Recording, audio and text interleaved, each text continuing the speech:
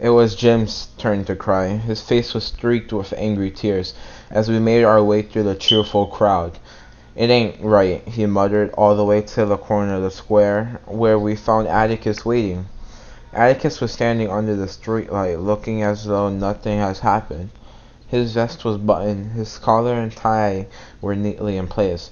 His watch chain glistened. He was his impassive self again. "It ain't right, Atticus," said Jim. "No, son, it's not right." We walked home.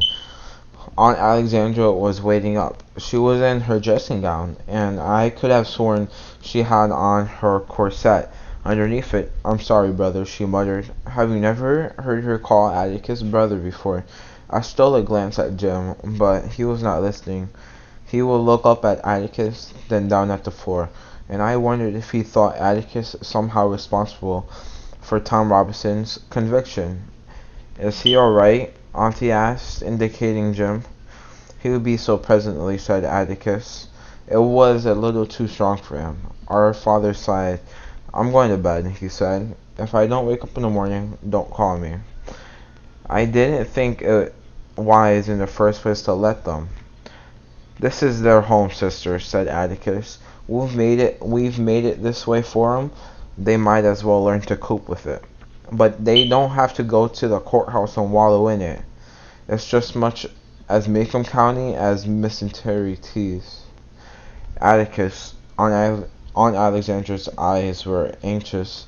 "You are the last person I thought would turn bitter over this." "I'm not bitter. I'm just tired.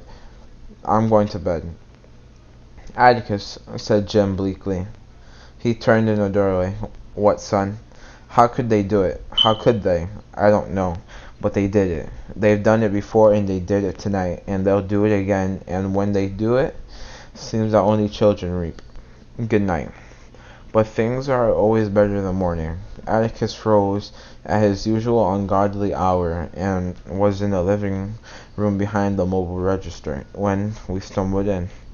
Jim's morning face posed a question his sleepy lips struggled to ask.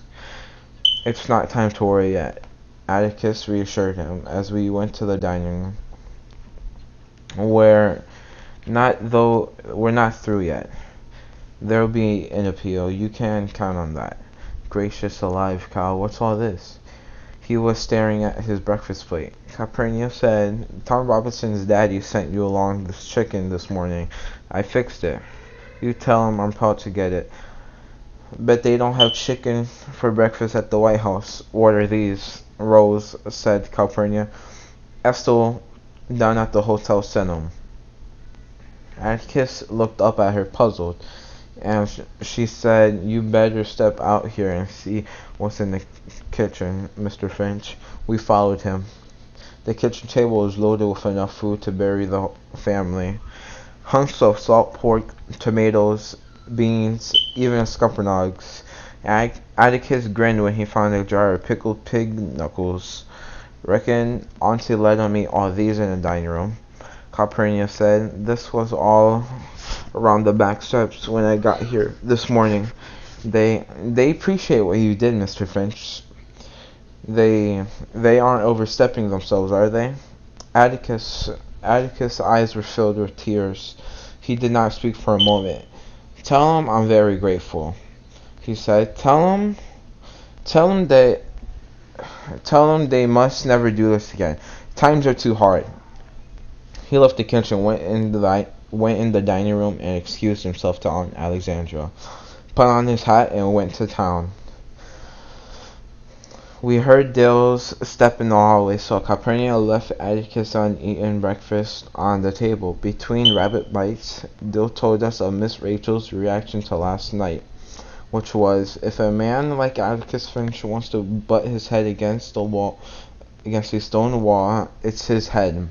"I'd gotta her told," growled Dill, gnawing a chicken leg, "but she didn't look much like telling this morning. Said she was up half the night wondering where I was. Said she'd had the sheriff after me, but he was at the hearing." "Dill, you've got to stop going off without telling her," said Jim. It just aggravates her. Dill sighed patiently. I told her till I was blue in the face where I was going. She'd just seen too many snakes in the closet. Bet the woman, bet that, bet that woman drinks a pint for breakfast every morning. No, she drinks 2 glasses full. Seeing her, don't talk like that, Dill, said Aunt Alexandra. It's not becoming to a child. It's cynical. I ain't cynical, Miss Alexandra. Telling the truth's not cynical, is it? The way you tell it, it is. Jim's eyes flashed at her, but he said to Dill, let's go. You can take the runner with you. When we went to the front porch, Miss Stephanie Crawford was busy telling it to Miss Maudie Atkinson and Miss Avery. They looked around at us and went on talking. Jim made a feral noise in his throat. I wished for a weapon. I hate grown folks looking at you, said Dill.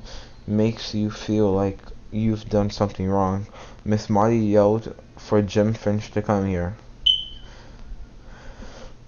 Jim groaned and he heaved himself up from the swing. We'll go with you, Dill said.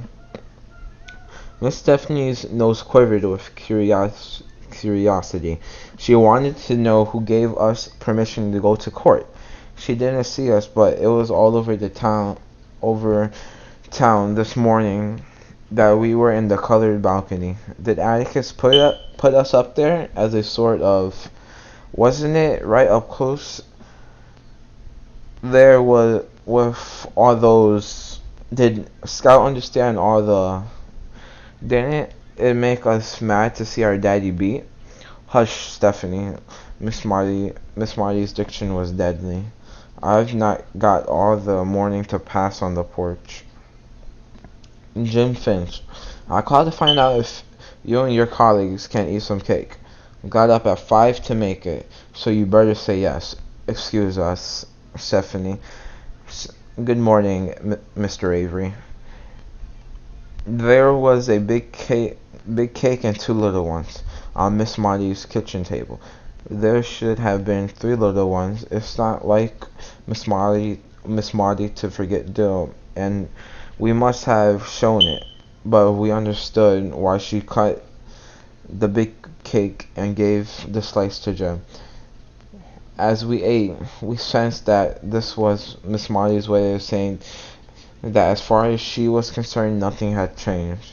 She sat quietly in the kitchen chair watching us. Suddenly, she spoke.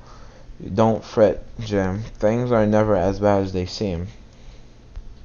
Indoors was Miss Maudie. Maudie wanted to say something. Lengthy, she spread her fingers on her knees and settled her bridge work. This she did, and we waited. I simply want to tell you that there are some in this world who are born to do our unpleasant jobs for us. Your father's one of them. Oh?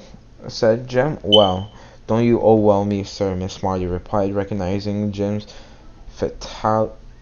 fatalistic noise. You are not old enough to appreciate what I said. Jim was staring at his half-eaten cake. It's like being a caterpillar in a cocoon. That's what it is, he said, like something asleep wrapped up in a warm place. I always thought Macomb folks were the best folks in the world. At least that's what they seemed like. We're the safest folks in the world, said Miss Marty. We're so rarely called on to be Christians, but when we are, we've got men like Atticus to go for us. Jim grinned ruefully. Wish the rest of the county thought that. You'd be surprised how many of us do. Who? Jim's voice rose. Who in this town did one thing to help Tom Robinson? Just who? His cousin's friends for one thing, and people like us. People like Judge Taylor, people like Mr. Hextate. Stop eating and start thinking, Jim. Did it ever strike you that Judge Taylor naming Atticus to defend the boy was no accident? That Judge Taylor might have had his reasons for naming him. This was a thought.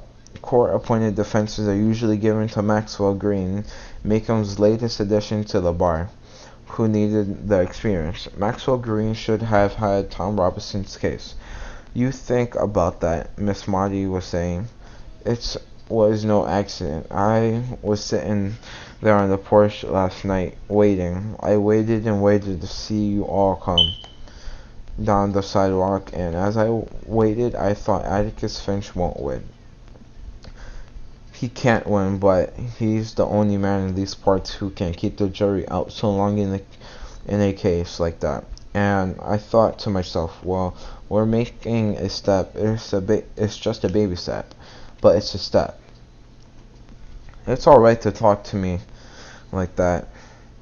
Can't any Christian judges, any lawyers make up for heathen juries? Jim muttered. Soon's I get grown, that's something you'll have to take up with your father, Miss Marty said.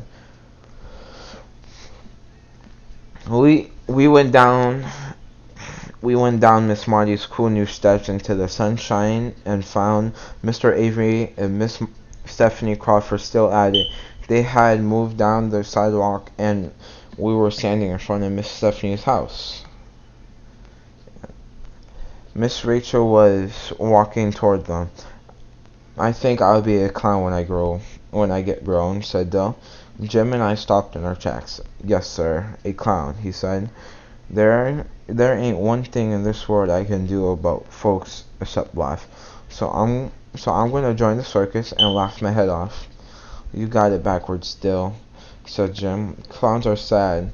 It's folks that laugh at them. Well, I'm going to be a new kind of clown. I'm going to stand in the middle of the ring and laugh at the folks. Just